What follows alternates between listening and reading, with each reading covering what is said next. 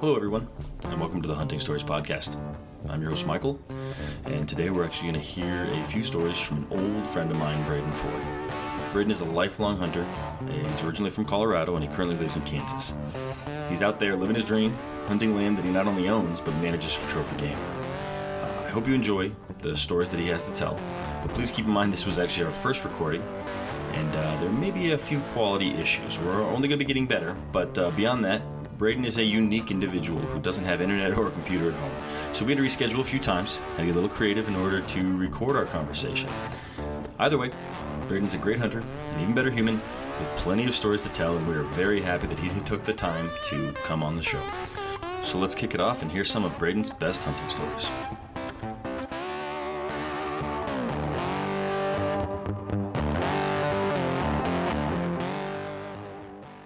I'm going to sound corny here, but let's go ahead and kick it off, man. Thanks for jumping on. Braden, you're going to be the first person to actually tell a story on Hunting Stories. So we better be a good one. May not be episode 1, but you're at least the first recording.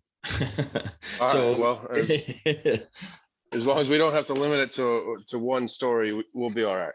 Yeah, man, you can just go as long. Well, we got 40 minutes until Zoom kicks us off, but you have all that time. So go ahead, man, introduce yourself.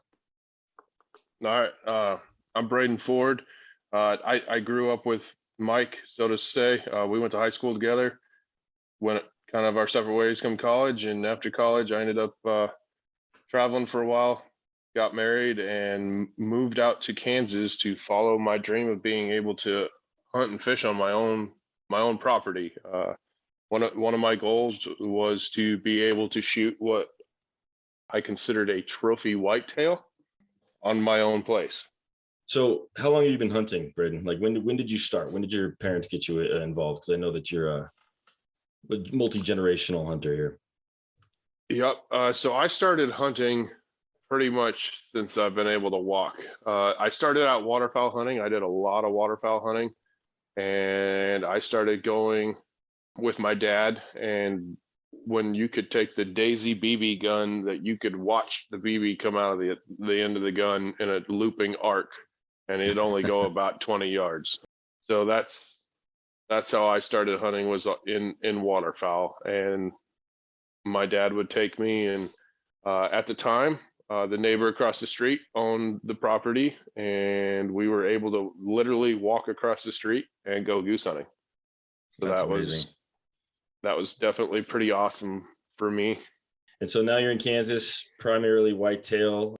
Would you hunt anything else out there right now? Turkeys or waterfowl? Yep, I do it all still. My main focus is still more on the whitetail. When I first moved out here, one of the way I got to meet people is I volunteered to be a guide for the one-shot governor's hunt for the state of Kansas. And that was based out of El Dorado. And it actually worked out great for me. I actually met people who ended up offering me jobs out here. And I worked one full season at a hunting resort called Flint Oak. It's about 45 minutes away from me. That place is top of the line, first class place. And they do pheasant, quail. They got chucker, but it's all bird dogs for the most part. They do some turkey and deer hunting out there as well. But that's where I got to experience the upland game, the quail and stuff like that, because we have quail out here in Kansas that I had never experienced that in Colorado. So that was awesome. I got to work behind a dog. I got to learn how to work a dog.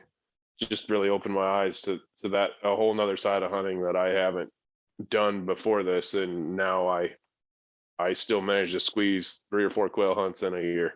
So that's awesome, man. That's awesome. Yeah. I'm an adult onset hunter, so I don't have experience with any of that stuff. So I'm going to have to come out and let you show me the ropes sometime. Yeah, we'll definitely be able to work something out. And, I'm able to hunt waterfowl on my own property now. So that's a lot of fun for me. I'm looking forward to being able to take my boys when they get a little bit older. Hopefully, hunting and fishing is something that they're going to be interested in.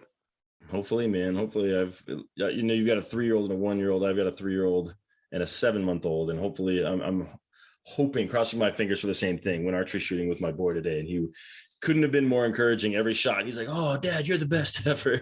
It was a pretty fun experience, and I think it feels to me like he's already hooked. But cool, man. Well, what stories do you have for us to sort of set the stage? Well, I didn't get into archery until like right at the end of high school and when I was in college, the first part of college. And I actually shot my first deer in Colorado on public ground. Yeah, I didn't have a clue what I was doing. I knew it was something I wanted to try. And so I went and bought a bow. The advice somebody gave me was walk into a bow shop, tell them what your price range is. Don't look at any of the names. Just shoot every bow you can in your price range and Yeah, then pick the one that feels the best. that's pretty good advice. And so that's what I did. Same thing with a release. And so I got a bow that worked really well for me. Do you remember I've what shot, bow it was?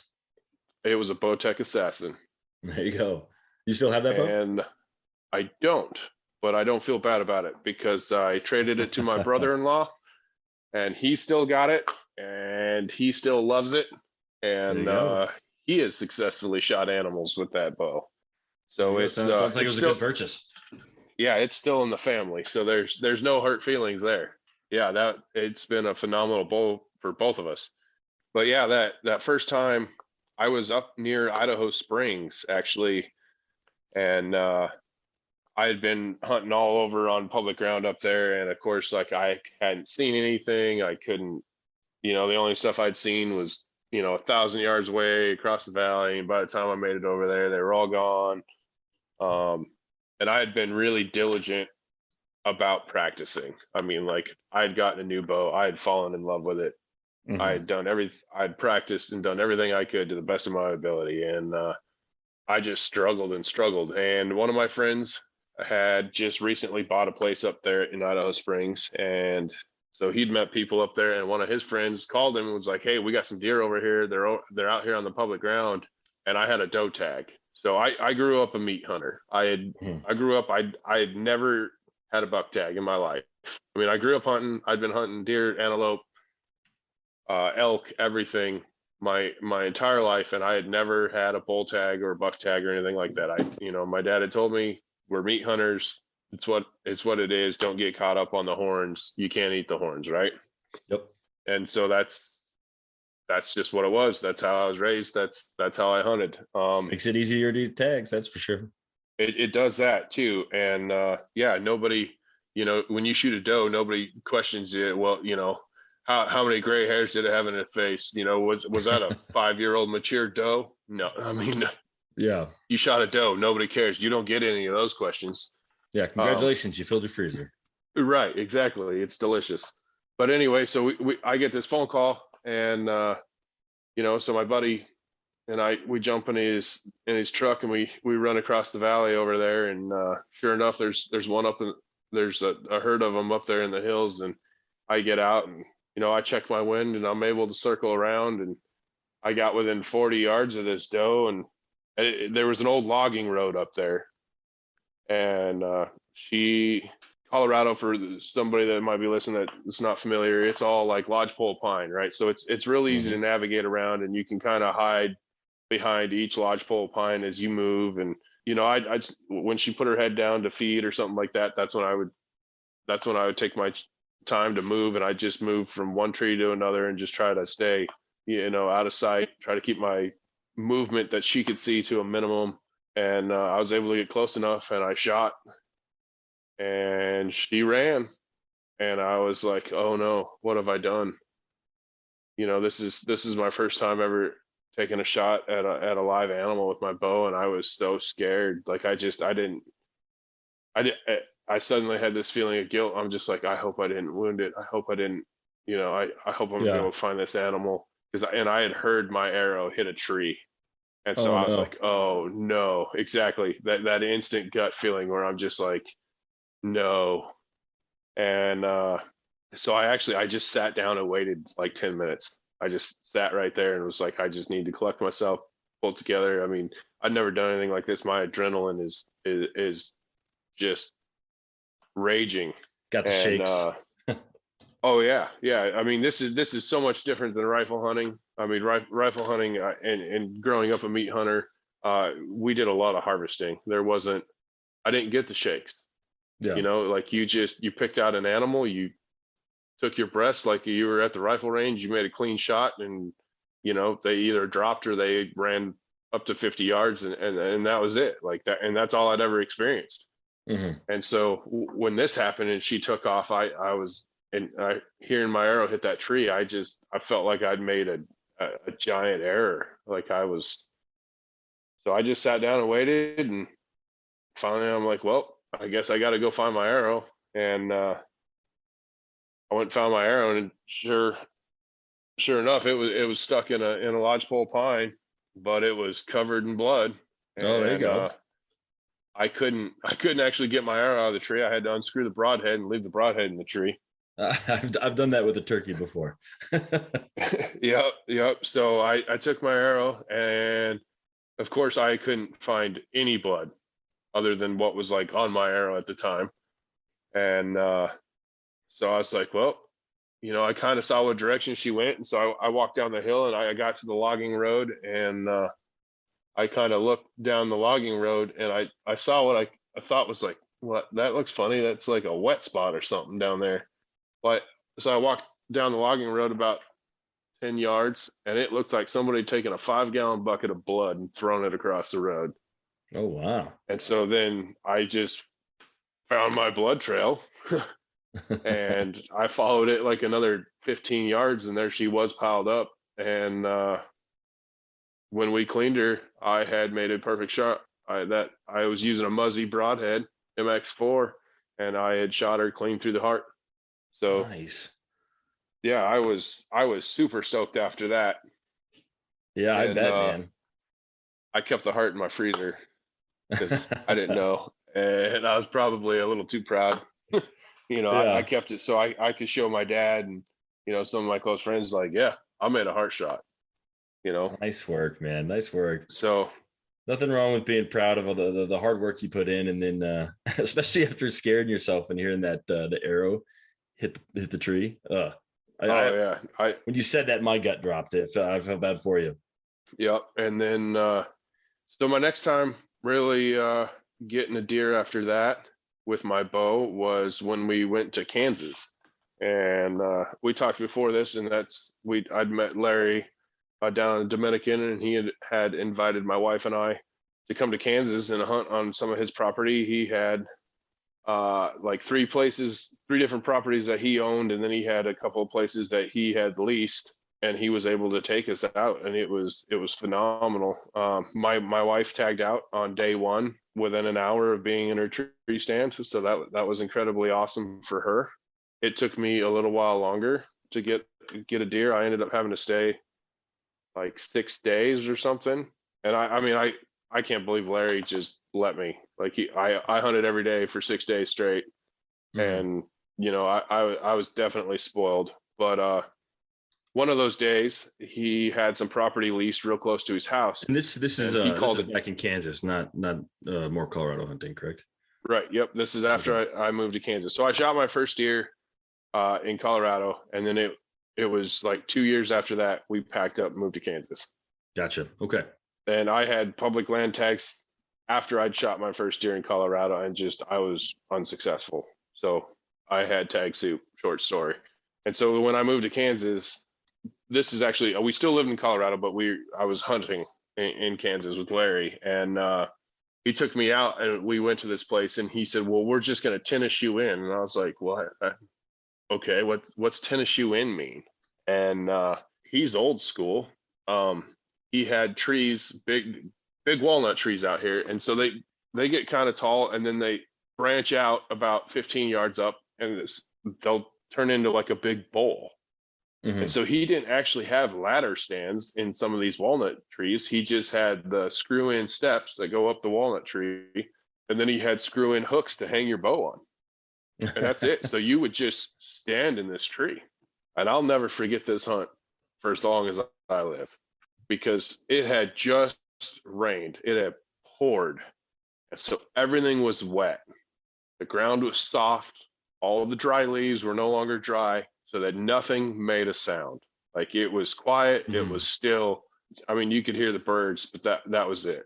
Like there weren't squirrels rustling leaves, nothing. And so we went out there, and he showed me where this tree was. I crawled up in the tree. I'd hung my bow up. I grabbed my cell phone to text my wife, be like, just got in the tree. I look up to my left. I am not kidding. There is a monster buck walking right at me. I haven't been in the tree 5 minutes. And I mean, this dude is, no, I wish it was.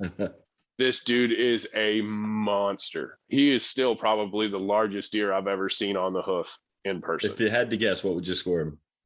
Oh, he was 200 for sure. Like there's not a doubt in my mind. He was bigger than a lot of deer that you see killed on TV, but he did everything they did on TV.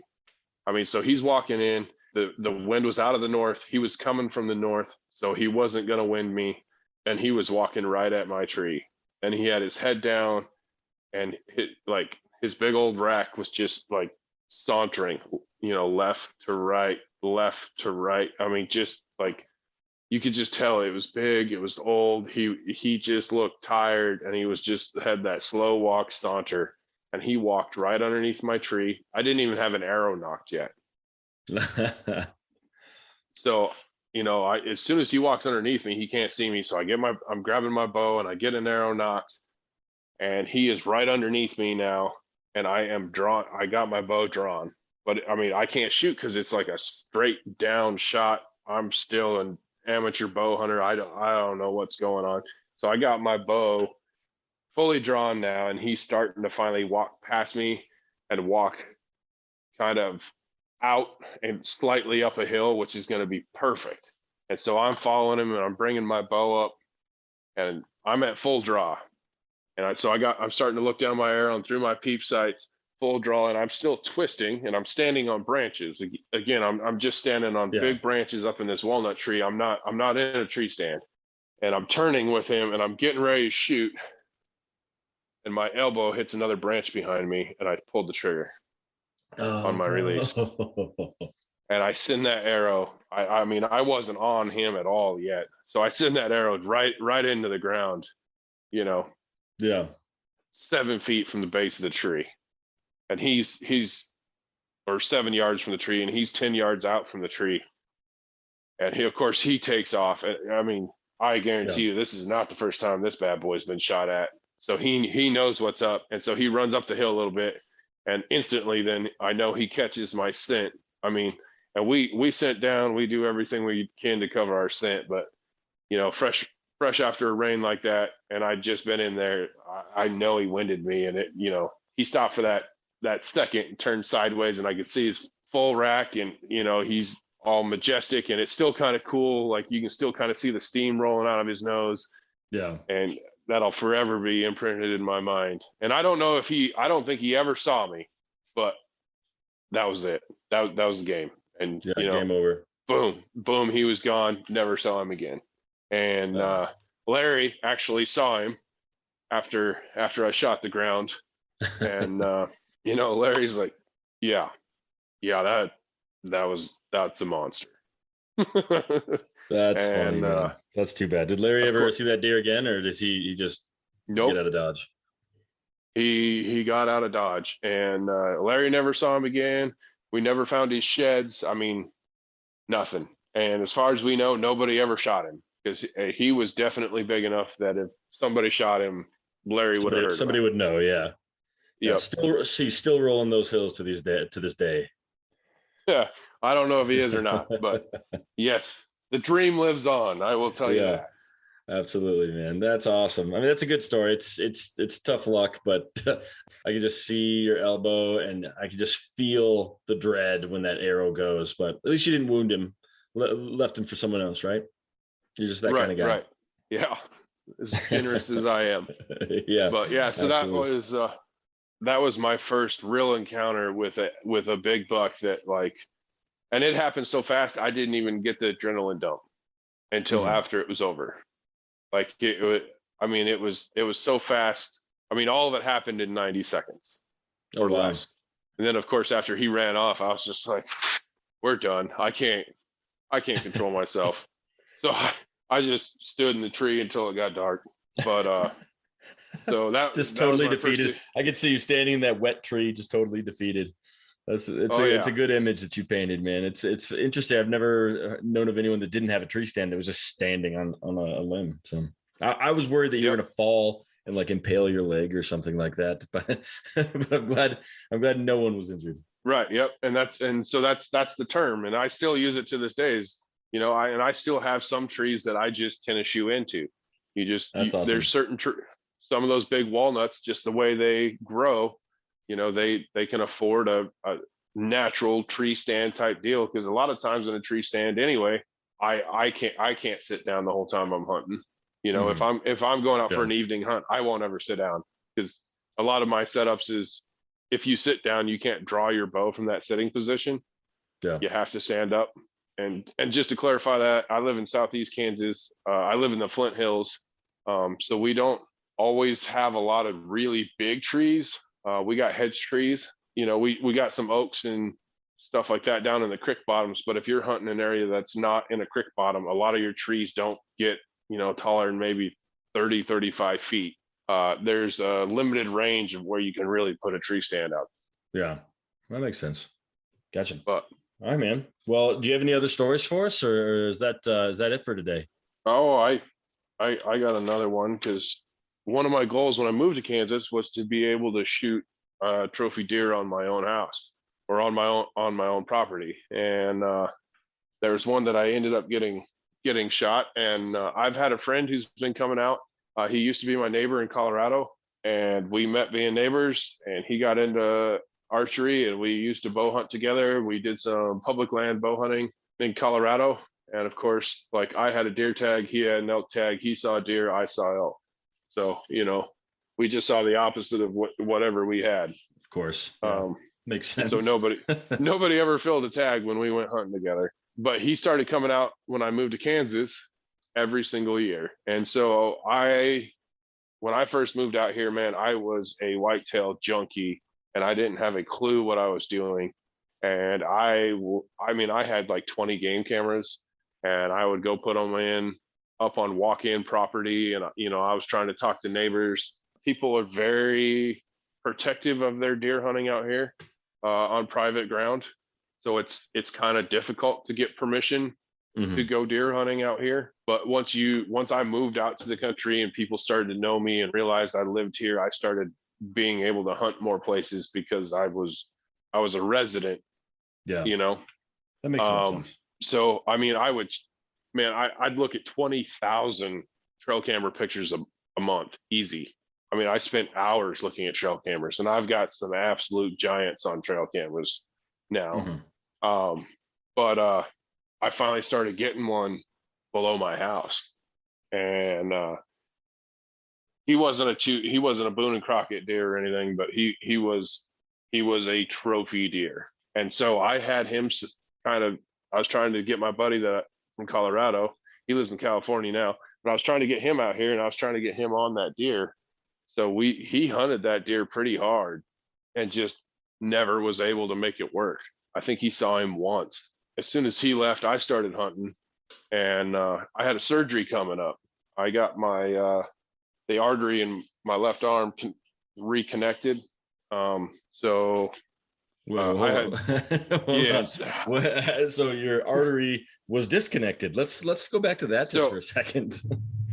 I had a coarctation when I was an infant, and to fix the coarctation in my heart as an infant, they used some of the artery out of my left arm.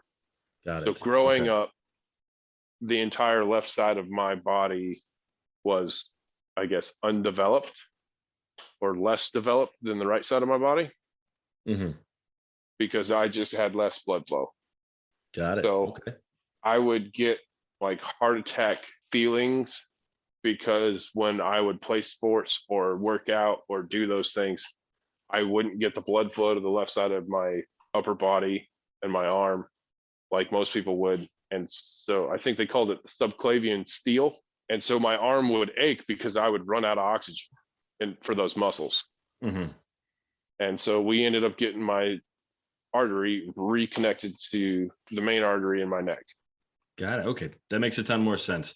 You don't often hear someone say, yeah, I had my artery reconnected. You got to find out where was the Yeah. disconnect. So anyway, so I had just had that surgery done. I was still off work for having the surgery done. And I was sitting in a tree stand with my bow, of course, which I'm sure I'm not supposed to be. But it was right below my house. The steer had been in there. It was just one of those days. Nothing was going right, man. I had a bunch of does come through, and there was the old white-eared doe that instantly winded me, and then she would circle around and get farther away, and then she spotted me finally, and then of course she went into the whole deal of like stomping her feet and snorting, and I was just like, man, I'm so busted because every other deer that's coming by now, she's over there just pointing me out. And of course, she's standing where I can't shoot her. Otherwise, I'd have just shot her and ended the problem. But finally, she bugged off, and I was like, all right, I'm just gonna get down. It's not even dark yet. I've got chores to do, cows to feed, and so I stand up and I take my arrow out of my rest, and I hook my bow up to the string to let it down out of the stand. And all of a sudden, two does come running right underneath me, and I'm like, oh, that's going to be a buck following them. Mm-hmm. And so I look up and I turn real slow to my right, and sure enough, there he is. And I've had this deer on camera all summer, all fall, and I know he's just I'm hunting a draw right below the house, and I know he's been down there. I know he's been living in there. I'm hunting in between his bedding area and where he's going out to feed, and just trying to catch him. And I caught him. Here he comes. Yeah, he managed to. Of course, he doesn't come down the trail the does do. He's being old and smart, and he's staying away, and he's zigzagging back and forth on their scent trail. And so he zigs out on me, getting out about 25 yards from me, and he passes behind some trees, and I'm able to draw. And he steps out of those trees, and I managed to get a good shot on him and put an arrow in him. He never knew I was there. He was so focused on those does. And so he only ran maybe 20 yards, and he stopped again, and he was kind of standing behind a tree. So I just drew another arrow. He stepped out from behind those trees, and this was at about 35 yards, and I wasn't taking any chances. So I shot him again, and he ran maybe another 30 yards, and I could hear him crash in the creek. And so I didn't wait too long after that, because I knew he was down, because I'd heard him splash in the creek down there. And I was able to go and get him. He scored 160 inches. That's awesome. That's awesome. And that was one of your lifelong goals, was to get a bruiser on your own property, man. Congratulations. Yep. And so that was 3 years ago. So I lived out here. I lived in Kansas hunting on my own property. In the first 5 years I actually lived in Kansas, I never shot a buck.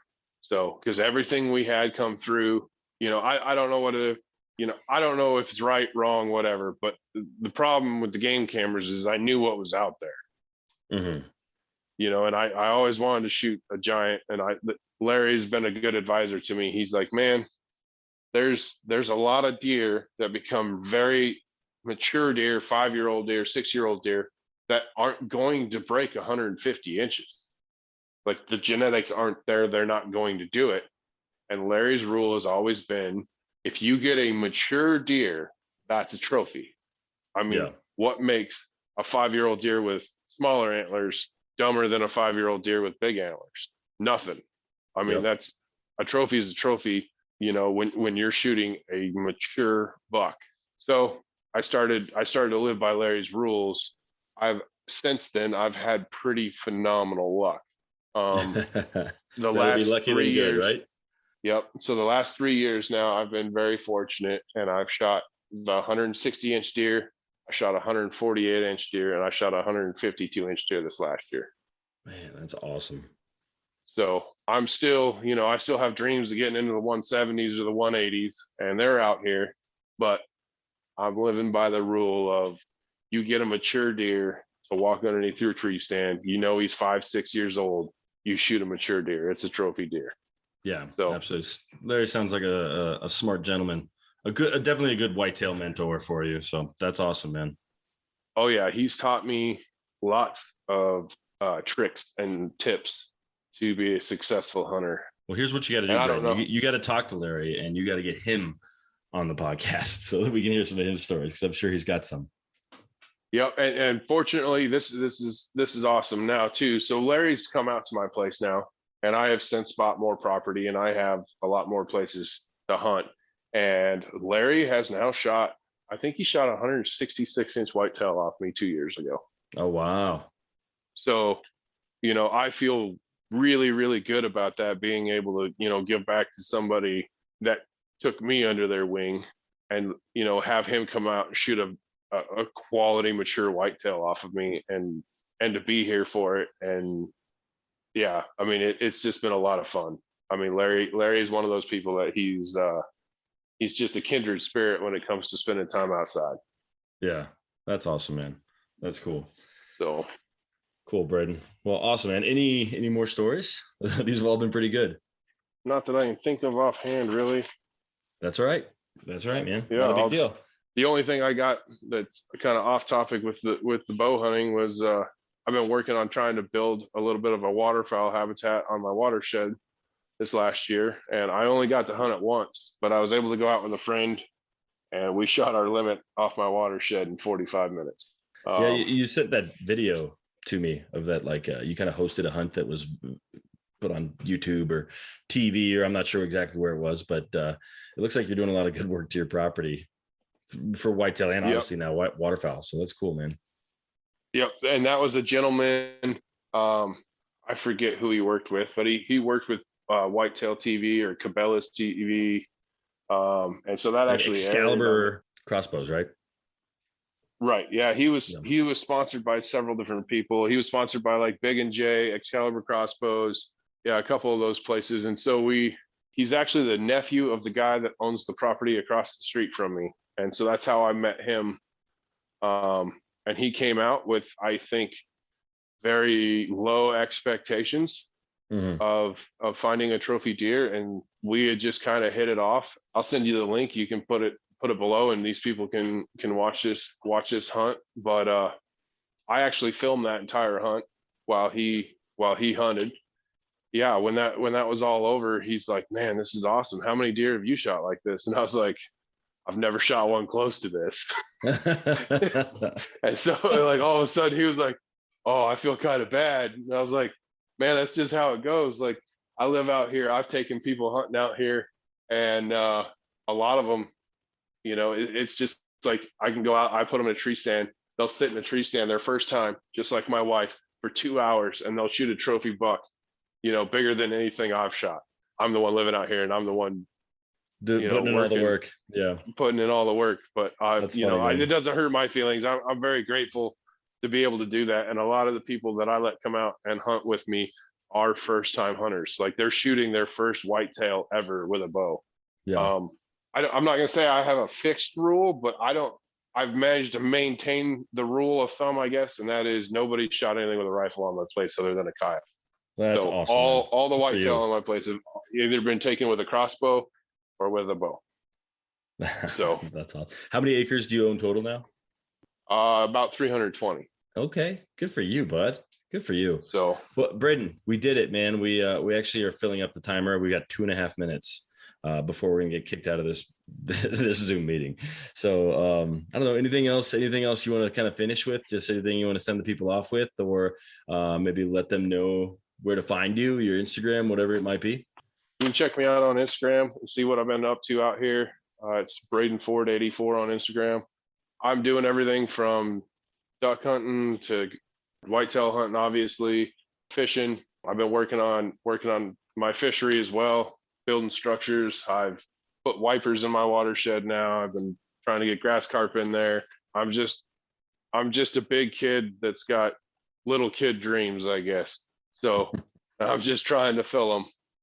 Good for you, man. Good for I'm you. trying to build a place that my sons will enjoy growing up at. So, and enjoy their time outside. And that's awesome, Braden. Well, thank you, man. I appreciate it. I don't want you to get cut off mid-sentence, so I think we'll probably end it here. But we'll stay in touch. I bet you'll have more stories for me at the end of every season. So, yep, and they'll be fresher, and they'll probably be better stories still. All right. Sounds good. I And appreciate you got to it, connect man. with Larry too, buddy. Yep. Great to stay in touch. So All right, man. we'll talk to Thank you you. later.